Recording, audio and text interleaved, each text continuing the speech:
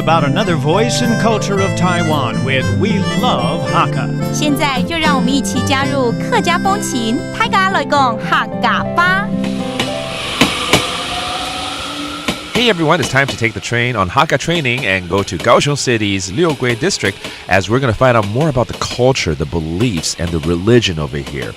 今天呢，我们坐着火车呢，依然来到高雄市，然后转车到六龟哦。然后呢，我们要来了解这边，听说有很多很多的伯公庙啊，所以呢，今天来一个客家信仰之旅喽。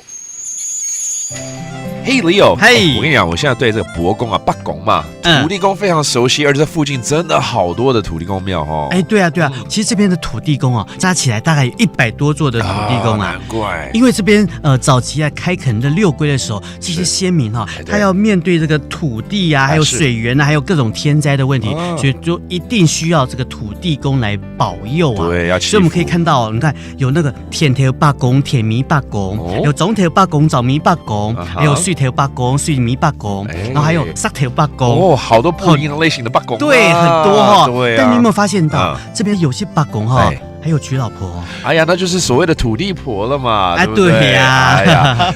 不过我听说这边有一座这个叫劝善堂，是不是？它保存着客家的一些信仰啊，然后具有非常传统性而且它会有一些内容，包括什么宋字指挥啊。客家人是非常敬重文字的，所以只要是在纸张上面有文字的话，我们都把它收集起来，然后火化之后把它送上天，对不对？对，把它烧掉，是的，就不能去侮辱到这个文字。是没错。然后呢，还会有一些祭河江祭圣大典还有祭异种这样的活动。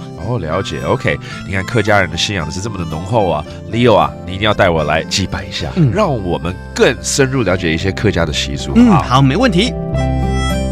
Kaohsiung's Liugui district, now teeming with Hakka folklore and religion, was once an untamed wilderness. But as the Hakka people steadily cultivated the land into a more livable condition, they established hundreds of shrines to local deities for protection and fair weather.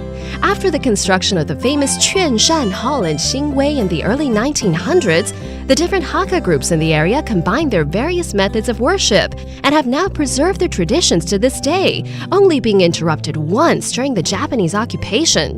好，那我们现在来教大家一些客语喽。Let's teach you some phrases in Hakka, such as tradition, 习俗，奉修。奉修 ，OK, that's a tradition.